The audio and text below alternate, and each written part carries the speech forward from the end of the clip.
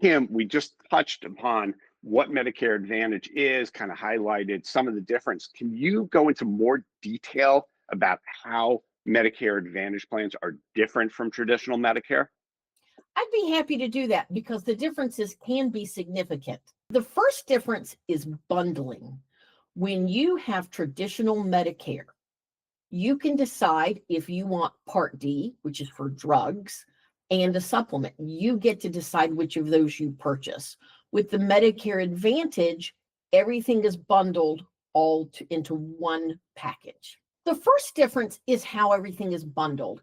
If you have traditional Medicare Parts A and B, you get to decide if you want to purchase a Medigap or a supplement separately, as well as deciding if you want to purchase and pay for Part D, which is the Medicare drugs coverage. If you purchase a Medicare Advantage policy, all of that is bundled into one policy. You don't get to choose cafeteria style which parts you want. The next and probably the most distinct difference is the network of medical providers. Almost all doctors and hospital systems, medical systems in the US accept Medicare. That means you can go there and you can receive the care you need. If you select a Medicare Advantage, you have to stay inside their network of medical providers, hospitals, and healthcare systems.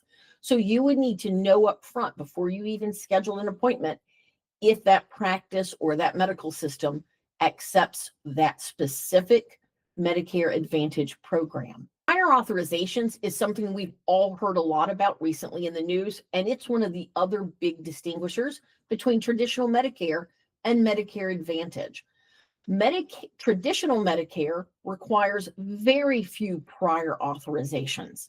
However, Medicare Advantage, in an attempt to control costs, has a significant number of prior authorizations required. Even for outpatient procedures, there may be a prior authorization required.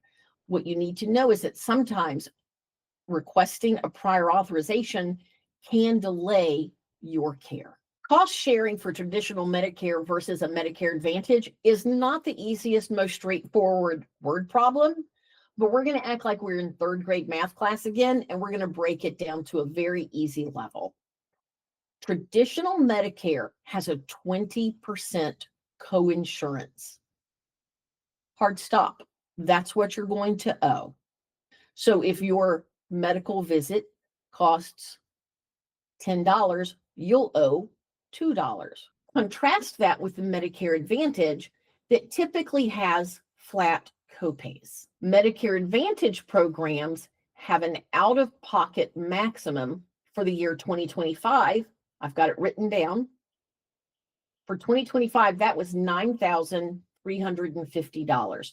So you'll pay your copay, and then you'll still meet that $9,350 out-of-pocket maximum. That is why a Medicare supplement or a Medigap policy is popular with people who have traditional Medicare.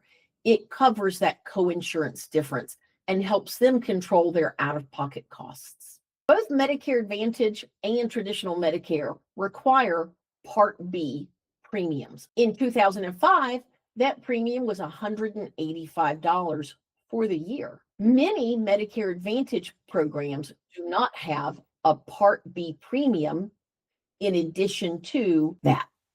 Both traditional Medicare and Medicare Advantage plans require a premium payment.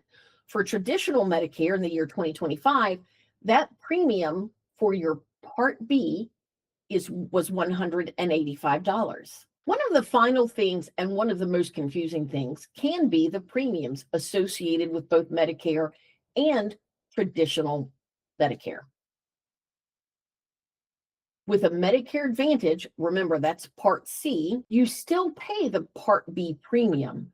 However, most Medicare Advantage programs don't have a premium beyond that.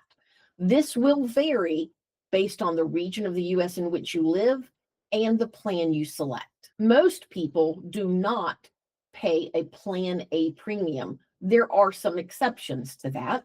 And finally, if you have traditional Medicare and you've opted for Part D, and remember Part D stands for drugs, you may have an additional premium to pay for your drug costs for the year. Adam, can you explain why it's important to evaluate all of your options during this open enrollment period?